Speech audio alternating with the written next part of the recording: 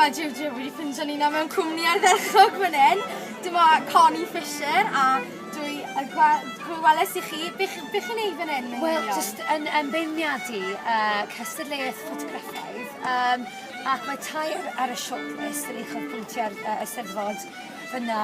Ond un yn eitha arty, Matt a Mwd.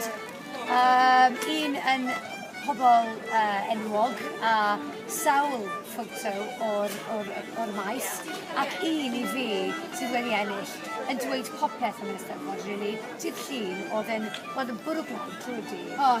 Ac i fod yn onest, dyna pryd oedd y fffoto cafodd ei dynnu. Ac dyna pam o'n i'n dewis hon am ennill, achos mae tair bobl, dwi'n credu un teulu, yn gwennu trwy'r glaw.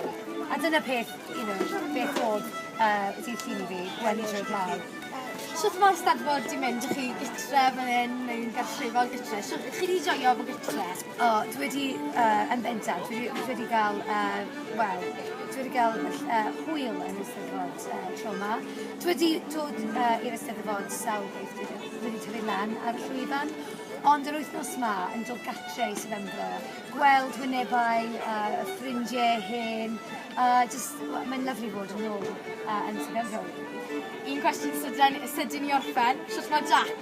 Jack, wel, dim y tro gyntaf dwi wedi bod yn upstage a ci. Felly, Jack Russell oedd yn ffantastig. Oedd yn fraint mawr i fod llwyd y dydd ddoe, ac hefyd i fod ei gyflwyno'r cyngor rhagoriadau yn y Eisteddfod. Diolch yn fawr i chi am y pleser. Diolch.